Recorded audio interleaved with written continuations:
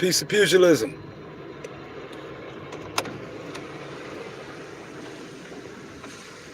What a beautiful, beautiful, beautiful day. The title, Our Haymon now realize fighters are not music artists. And this is going to be a quick live. Didn't have the time to upload a video because I'm driving, but I wanted to get this off my chest.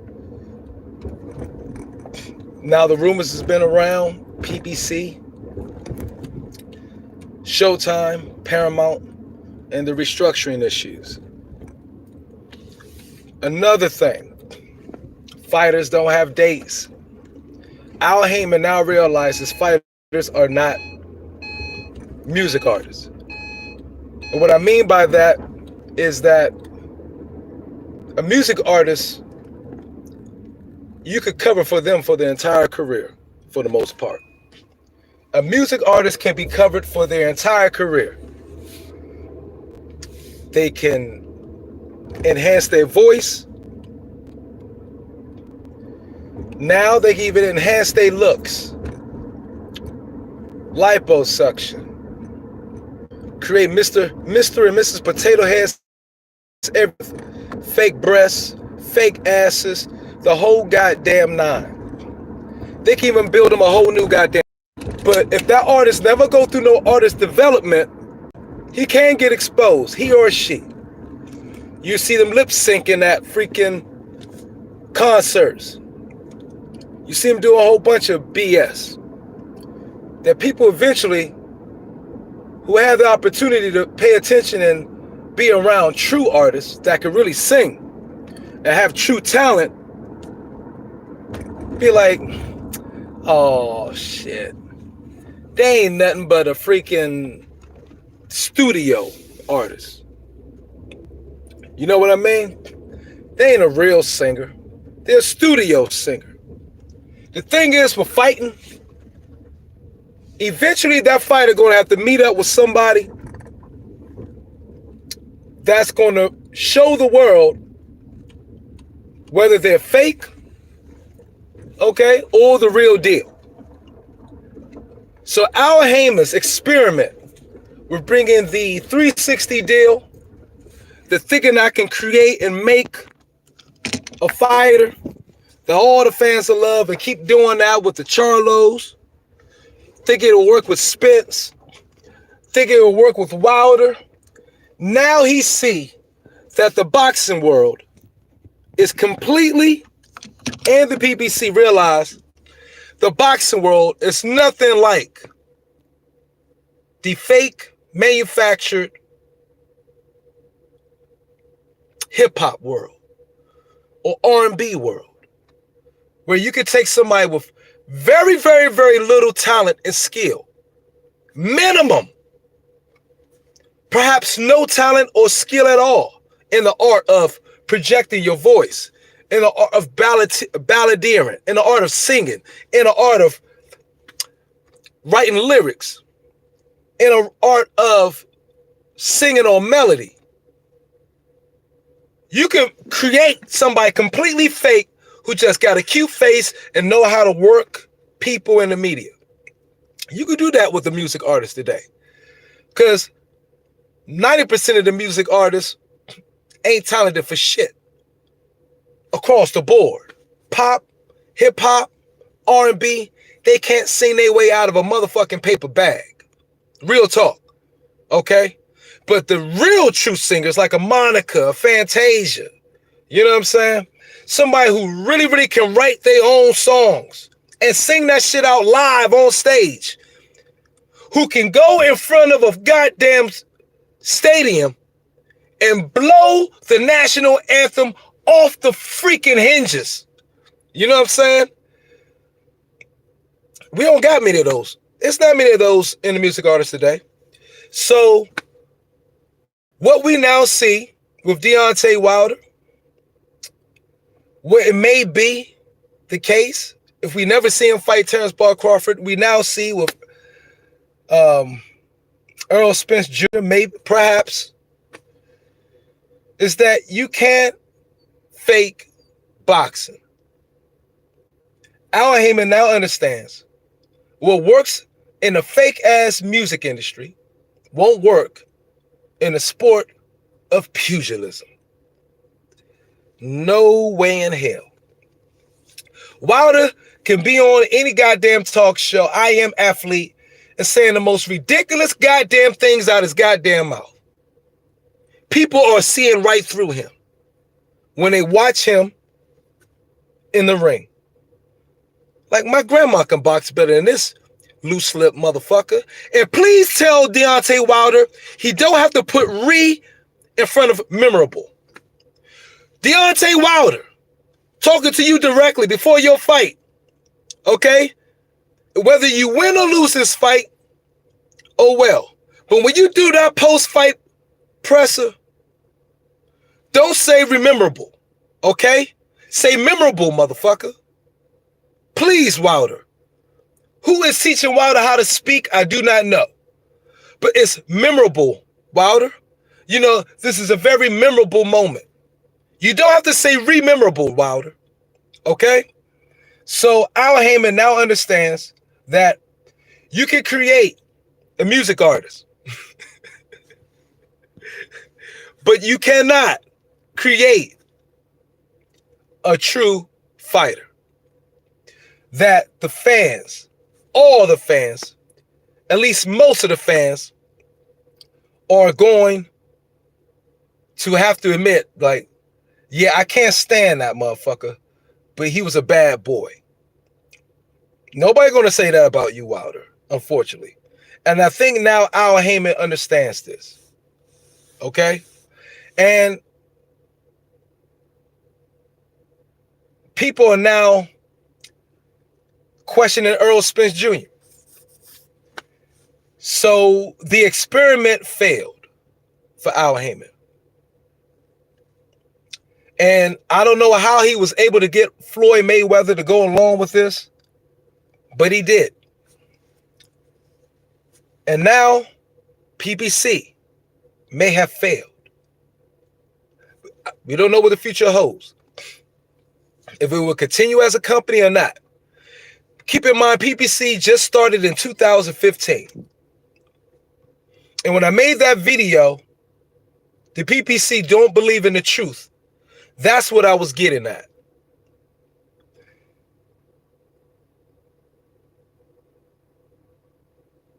The PBC business plan wasn't going to work in boxing. Many channels like motherfucking Bruce Vane and other people was hinting to this. I was hoping for the best for the PBC. But it seems that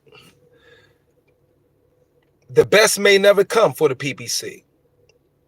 In the 6 years it had to try to gain footing in boxing with fighters that was not proven, with fights that wasn't pitting the best versus the best, shows that Al Haymon was completely wrong. Whether he had a Harvard degree or whatever it is, boxing will be, or should I say, in the ring, in that square jungle, on that canvas, is the truth serum for anybody that can see the truth. And that's whether you are faking it, whether you have no skills, whether you don't know a fish hook from a left hook, it will show in the middle of that boxing ring. It will be exposed. And now Al Haymon understands that bullshit all those years in the music business, creating these fake celebrities that have no skill or talent at all, making them sound wonderful in the studio, yet they go lip sync on a stage, which proves they can't sing truly. That can't work in boxing. You can't fool everybody. You can't even fool half the people when it comes to the sport of boxing. You can put together a good team, a good social media team, a social media team that can try their damnedest to control the narrative They could try their damnedest to spin the narrative. They could be a unified front, like the Alphabet Boys, that is working in unison and doing a hell of a job.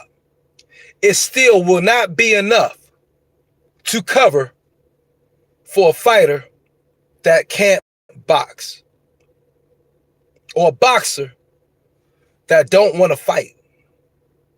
You get what I'm saying? So Al Haymon experiment failed in boxing, perhaps. We don't know yet. We'll see when Paramount and the restructuring of Showtime. But let it be known, or let this be an example to the future managers, advisors, / promoters of the world, that you got to have the best fight the best under your umbrella. You can't protect them from the other stables, from the other promotional companies. You got to let them fight. You have to perhaps take a loss in the beginning to make a great gain in the ending. Instead of just trying to get gains and gains and gains in the beginning and afraid to now lose in the end. But those gains and gains and gains in that beginning, while you're still in the red as a company, which means you're still working off of a deficit, you're still working from a negative, you still owe people, investors. That ain't going to work if you ain't going to have the best fight the best. It just ain't going to work. Because the fans are only going to pay. And the diehards, even the casuals, they're only going to pay for the best to fight the best. And that's whether they can talk or not. Whether they can sell you some bullshit or not. Whether they can make your ass laugh. Whether they can motherfucking talk the best shit talk in the world. That's all gravy. Your damage control team on social media will not reach far enough to convince the world that you can make us believe this is a real motherfucking fighter. It won't be good enough, Al Haymon. And now I think you understand that. It won't be good enough. You will have to let the best fight the best.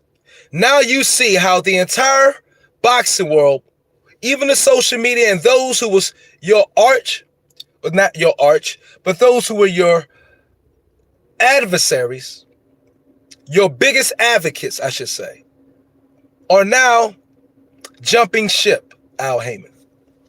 And that is the LDBC, to be honest. They don't know where to go. The LDBC don't know where to go. And this is not anything denigrating the LDBC. They had a job to do. I understood that years back. And they did a damn good job. But their reach was not far enough, Al Haymon. They was just on social media. Those videos didn't get enough views, Al Haymon. If they only stand in tens of thousands of views, it's not enough likes on that shit to get up to the millions to reach overseas like that. Especially if you, Leonard Ellaby, is telling the boxing world that boxing is a niche sport and it's only reaching out to like 250,000 people. You're undermining yourself, Al Haymon. You know what I'm saying? You got to pay to play, champ. You have to sometimes pay to play. And that don't mean you pay suckers $50 million like, and I'm not calling Canelo Alvarez a sucker, but he definitely was not worth $50 million to pay just to fight Caleb Plant, champ. The fight wasn't even a barn burner to begin with. Anybody who saw that Caleb Plant, Canelo Alvarez fight, apologies, or pardon me, was not emotionally moved by that fight. Nobody was emotionally or inspired by the Canelo Alvarez Caleb Plant fight. Nobody. That fight was a dud. That fight made you go to sleep. The connect rate was minimum.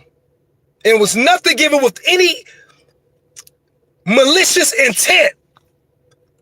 There was no blood drawn. That shit was whack, champ.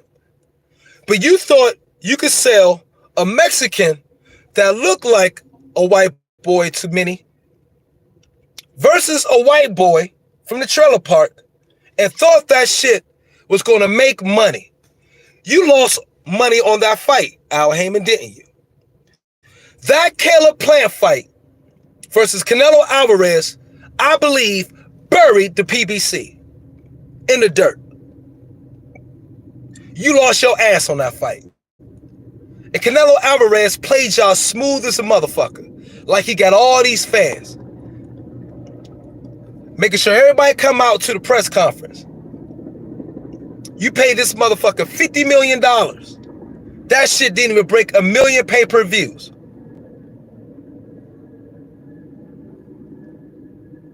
You paid Caleb Plant supposedly $10 million. And Canelo Alvarez $50 million. And it don't break 1 million pay-per-views? Y'all lost money out your ass. Hoping for a great white hope and a Mexican with a bum knee and some fake fights. You ain't gonna admit to it, but Canelo and Caleb buried y'all asses. This is why y'all got no more fight days. Real talk, y'all. He paid out a purse of $60 million to Caleb Plant and Canelo Alvarez. You think that fight made well over $60 million?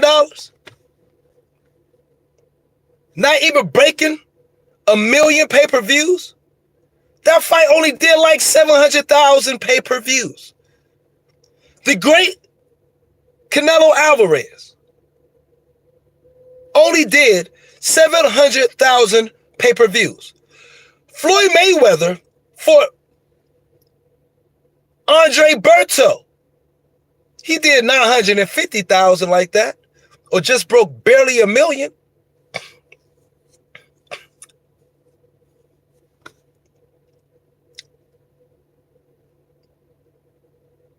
And shit, the Mexican outnumber us now.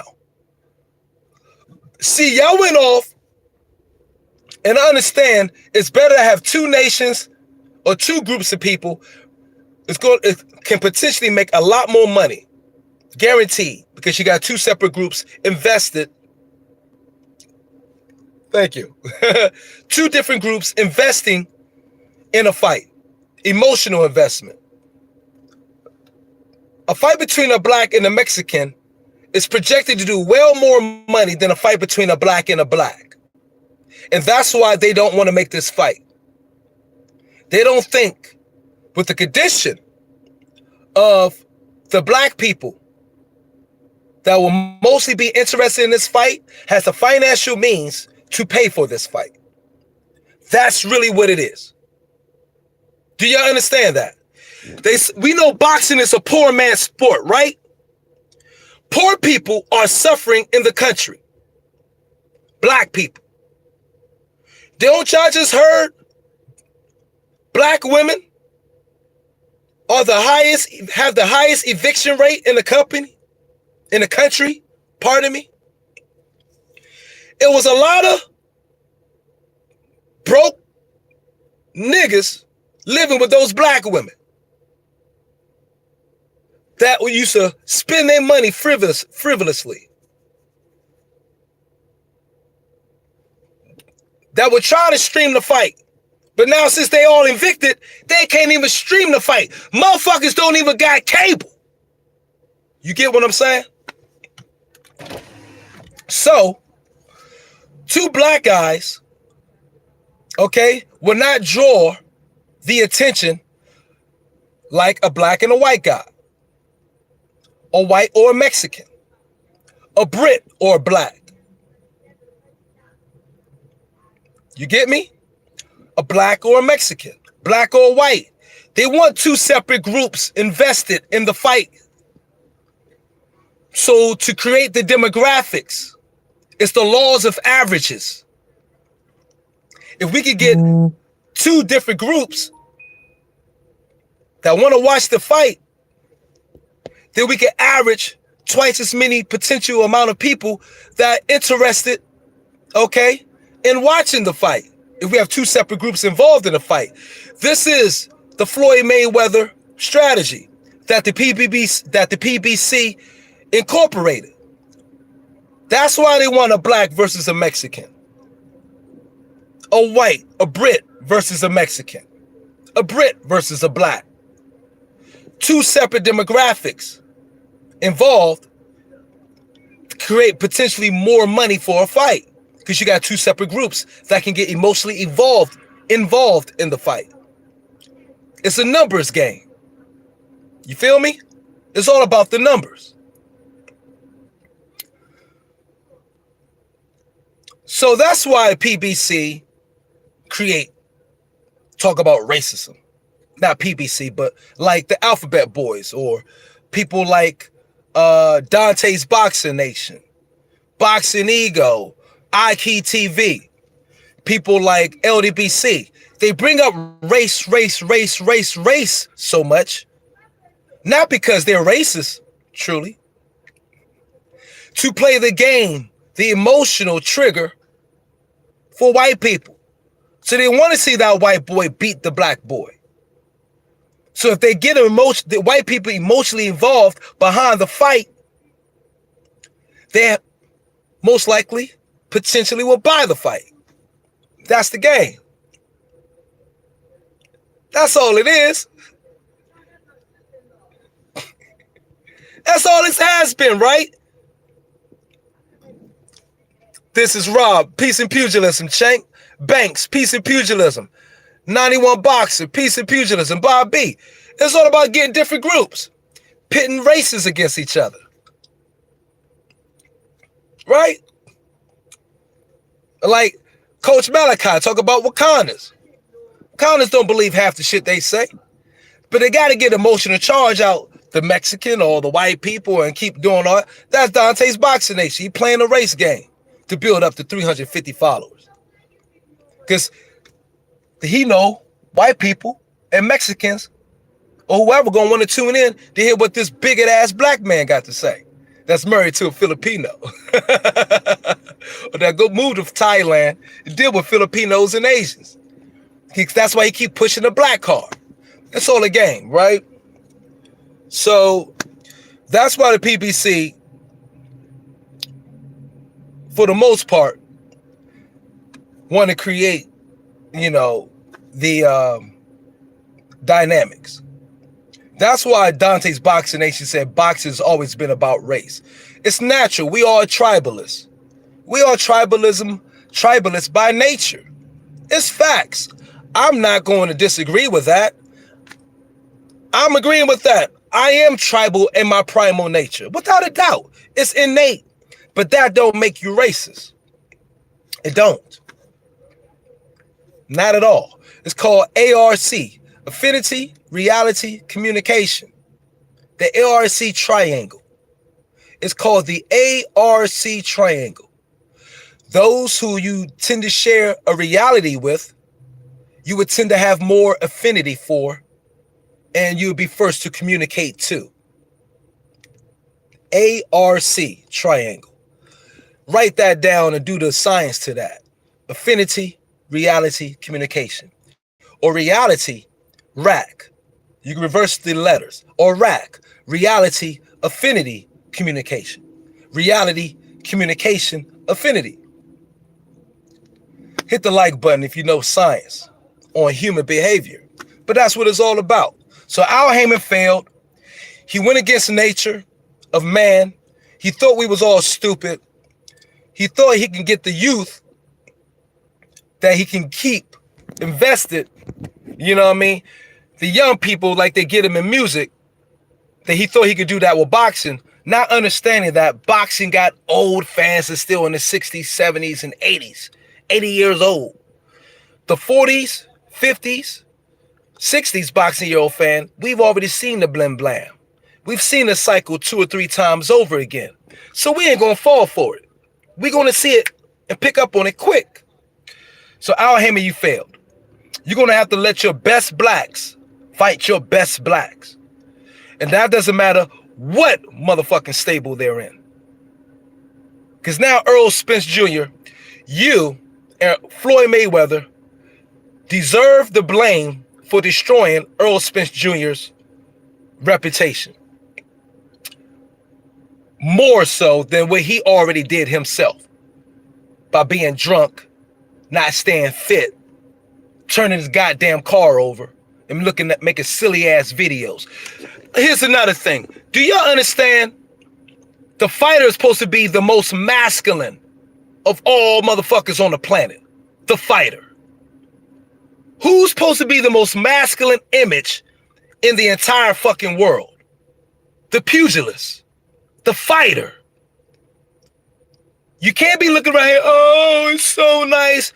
With Earl Spence girl taking videos of him and posting this shit, or motherfuckers leaking this shit, making him look like a punk and shit. That shit don't work. All the masculine fighters are supposed to be looking masculine. Deontay Wilder don't be looking masculine or talking masculine all the time. You know what I mean? Especially when he be saying dumbass shit like, we give our life for your entertainment. You know what I mean? Boxers, you know what I mean? How come boxers stop making excuses for grown ass men that fathers and mothers didn't teach them finances? We've seen this cycle too many times over. Motherfuckers should know to save their money up, put half away, and live off of half. Y'all should know this by now. Hit the like button if I'm talking sense. Hit the like button. Don't disrespect.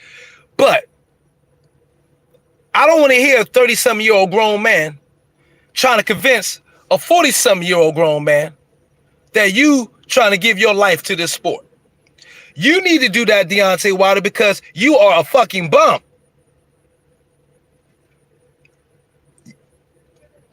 And your mouth can't convince the masses of people that you are actually a bona fide, thorough, skilled, highly trained fighter. Especially when you talk about in the past, I don't even like training, man. I hate that shit. Nobody want to hear that shit from their champion. So Wilder, you dropped the ball tremendously. Earl Spence dropped the ball on himself. Man down promotions and all that crazy shit, and you can't get the fight done. Yeah, it looks really bad for y'all right now, bro. It looks really bad. And thank you. So yeah, Al Haymon, you thought you can blind the people. You thought you could fool the people, but you cannot fake boxing, bro. The majority gonna recognize. The majority's gonna recognize, and the majority is gonna go against the fake shit. Because we need to see something pure and primal right now. You got wars going on around the motherfucking country. We want to see motherfuckers get fucked up inside that ring. That's just the primal nature of us who are, unfortunately, been acclimated and conditioned to violence in our life. We want to see blood and guts. And a lot of the fights we see, I wanted to say 85% of the fights we see, we barely see even any contact. We barely see even a motherfucker taking flush right hands, left hands, nobody fighting the pocket. We don't see motherfuckers getting knocked the fuck out like that anymore. After getting his ass whipped. The last real true heavyweight fight was that third fight between Deontay Wilder and Tyson Fury. Now that was a real fight. Tyson Fury beat the fucking shit out of Wilder. We all saw it. And Wilder got a good right hand in to make it look like something respectable and put Fury on his ass, you know what I mean, then on his ass again in the same round. But Wilder was taking a brutal beating. Bruh, you can't fake boxing, Wilder. Nobody's going to forget that mop up you took. So stop talking so much. That's all I got to say, Wilder. stop talking so much, because you make your ass look like a fool when you talk so much, bro. Because nobody believes you. And you gotta have the people all around you, the motherfuckers who's on that side of the street, gotta work with you, looking like fools and faking and shit. Gotta try to keep a straight face when you talking, because they don't believe half the shit coming out your mouth. It's a bad look, bro. It's a bad motherfucking look, man. Would you say? Why you got Haney versus Kambosos, Plant versus Darrell? Who you got? Richard Hutchinson. Haney versus Kambosos.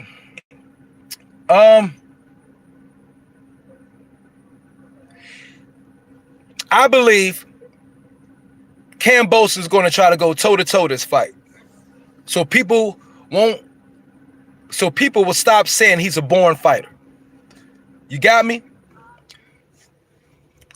And let me see your whole joint. Haney's going to try to go toe-to-toe because he's tired of people saying he's a born fighter, right? So that means he's going to have to go in that kitchen. So what that means, Kambosos is going to have some more opportunities to touch Devin Haney in this fight. He's going to have more opportunities. But I still see Devin Haney winning this fight by I think it's going to be closer. I think Devin Haney still should win by split decision. Majority decision. My apologies. Now, Plant versus Darrell, Plant should outbox him. But if Junkyard Dog Darrell really don't like Plant, he should be in Plant's chest. And Plant is not the best under intense pressure.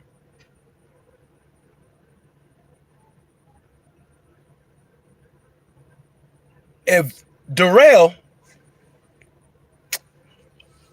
man.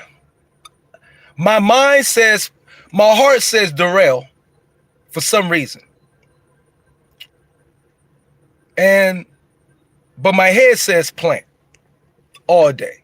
My head says Plant. My heart says Darrell because I want to see an upset. I believe right now the sport of boxing needs upsets across the board. Yeah.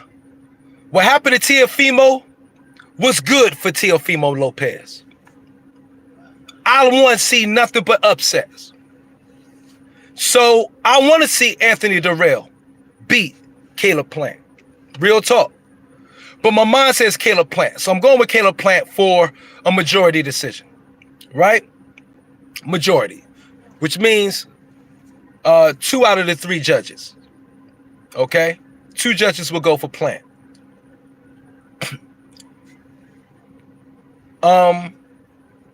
Now, Wilder Helenius, Wilder. I think Wilder is going to knock out Robert Helenius. I think that's going to happen. So, maybe a part at the 10th round. No. In order to bring Wilder back and try to bring some back esteem to get him back, here's what I'm thinking. They're going to have Wilder's going to knock out Helenius in 3 rounds. I'm thinking that fight don't go 3 rounds. Wilder versus Helenius. If it go past the 3 rounds, then we're going to see. But I'm picking Wilder by knockout in that fight. At least around the 7th or 8th round. Okay? Now, Shields and Marshall. Shields versus Marshall. Shields can run away with that all day. I think Marshall has a puncher's chance. Savannah Marshall has a puncher's chance. But if Savannah Marshall, Wilder was small most of his career. So I don't understand why people saying Wilder's small this fight. If he weighed in at 214, that's his average weight for the most of his career.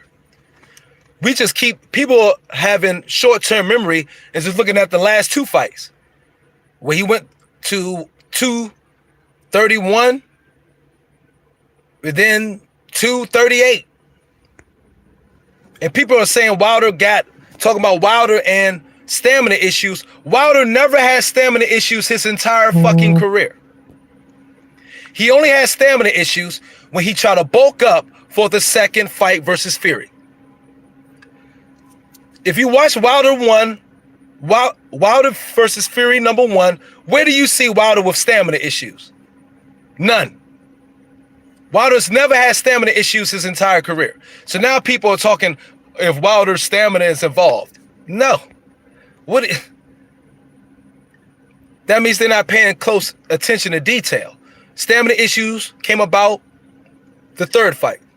He didn't last long enough in the second fight for us to see if it was. He said his legs were weak. Yeah, that's because of all that weight he added. The motherfucker added like 17 pounds of just muscle, upper body.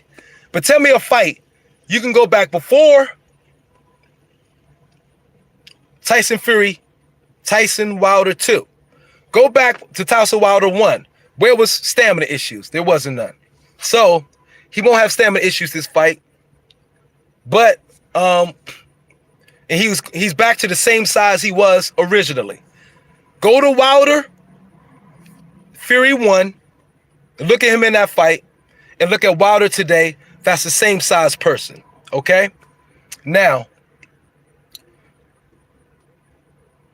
if Marshall don't lay hands on Shields, and I mean hands that hurt, Shields is going to run away with that fight, y'all, okay? I'm just calling it how I'm telling y'all what's going to happen. Shields is going to run away with that shit. I know you got the height and all. Shields got to get inside and all of that. I know Savannah Marshall got the height, length, and jab and all of that. But a lot was said in that fight, in that amateur fight they had. And Shields was in Marshall's ass. And Marshall does not like intense pressure. She's somewhat like Plant, but she's looking to knock you out. Marshall does not deal well when a fighter's in her chest. She likes space. Savannah Marshall needs space to operate. So if you're in her chest, she don't like it. Look at her career, okay? I'm just telling you what it is. So Shields should go right back to the amateur game and be all up in Savannah Marshall's chest. If she does that, she has a shorter arm span, which means her punches will be more compact and will get to the button much more than Savannah Marshall's does. Shields is probably going to run away with that. Now, I'm going with Meyer versus Bumgarner. I think Meyer is overall more skilled than Alicia Bumgarner. So in this fight, Alicia Bumgarner has the puncher's chance. If Alicia Bumgarner can't hurt Miss Meyer is running away with that. She's going to run away with that. All right? So in reverse for the two women's fight. Now, Fury versus Joshua, Mayweather versus Deji. Okay, Money Mayweather should be. Fury versus Joshua. Okay, now I gotta make a specific video talking about this, and hit the like button. Hit the motherfucking like button, please. I'm gonna make a specific video about this because I do believe, and hear me out. I would say it, but I'm gonna make the video later. Anthony Joshua stacks up against his Fury better than Deontay Wilder do. But Deontay Wilder matches up versus Alexander Usyk than Anthony Joshua does. And I got a great video breaking that down.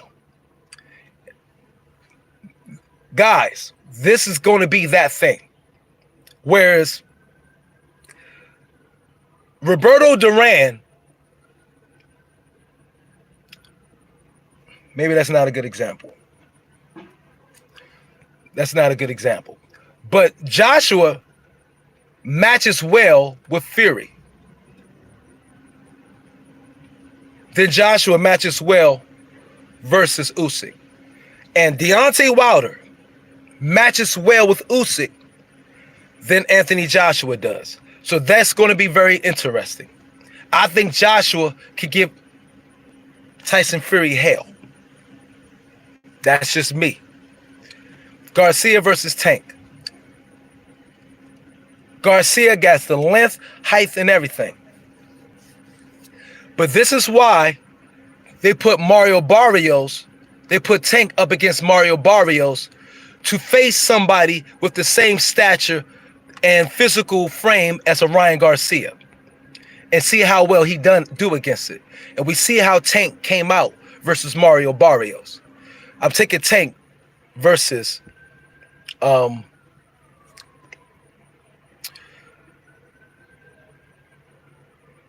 Pretty Boy Garcia. Slim versus Taylor. Slim who? Crawford versus Spence. That's a 50-50. Crawford versus Spence. I want to see that so bad. It's 50-50 fight. I'm still going with it. I'm leaning, okay, 51-49 Crawford. Not 50-50, 51-49 Crawford. But that's a fight I want to see. That's a fight I want to see. I'm leaning Crawford would get that. But Spence can do some things, you know what I mean, really, really good in that fight. But I'm leaning for Crawford for that.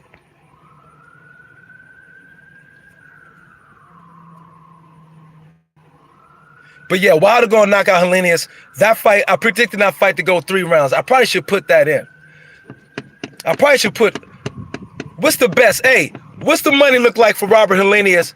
What's the odds, the joints look like for Robert Helenius and Wilder? Can I place a bet on that? I'm gonna place a bet on that fight goes under 3 rounds. What the odds look like that for that? Deji with KO Mayweather. Oh man, Montana, I miss you guys. All right, let me get my way to brunch, man. I'm gonna get off this and start coming up live later on. It was just back that raw talk like it used to be. But Al Haymon, you learned your lesson. You can't fake boxing, man. All that shit we've been saying for the last years, now you realize. Peace and pugilism. One love, y'all. I'm out. I'm going live again later. Talk that real raw boxing talk like I used to back in the day. Fuck all this sometimes making these nice videos. I'm just going to get some real ass raw boxing talk. But yeah, Al Haymon's experiment. So everybody understand what was being said in here. Al Haymon's experiment failed in boxing. Okay? What works in the music industry, where you can have fake artists out there and make them celebrities that aren't truly artists, you cannot do in boxing. And you can make them believe it, it doesn't work in boxing. It just don't. Peace and pugilism. I'm out. I'm about to go eat me some goddamn brunch. Stuff my damn face. So I'll be back in front of y'all face drinking some mimosas, okay, getting fat and ready to come back. And I'm going to call the fights live today. I'm about the fights and I'm going to call them live. So tune in because I ain't done that in a while. And there's so many fights today. I need to get warmed up, you know what I'm saying, and make that body talk like I used to. Peace and pugilism. One love.